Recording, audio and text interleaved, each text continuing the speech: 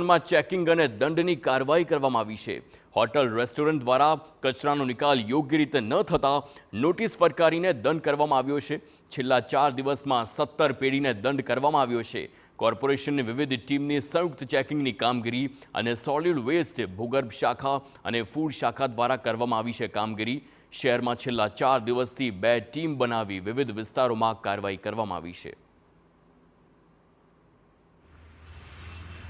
જામનગર મહાનગરપાલિકા વિસ્તારની જે આ ભૂગર્ભ ગટરોમાં ચોકઅપ થવાના પ્રશ્નો અને બીજી બધી ફરિયાદો અનુસંધાને જામનગર મહાનગરપાલિકાના કમિશનર સાહેબશ્રીની સૂચનાથી ભૂગર્ભ ગટરના એન્જિનિયરો, સોલિડ વેસ્ટ વિભાગ અને સાથે ફૂડ વિભાગને રાખી હોટલ રેસ્ટોરન્ટની જો કોઈ ફૂડ વેસ્ટ ભૂગર્ભ ગટરમાં જતો હોય તો એને 10,000 રૂપિયા પેનલ્ટી રૂપે દંડ કરવાની જોગવાઈ કરી છે। અને અમે આ સતત કામગીરી રવિવારથી આજ દિન સુધી છેલ્લા 4 દિવસથી કરી રહ્યા છીએ।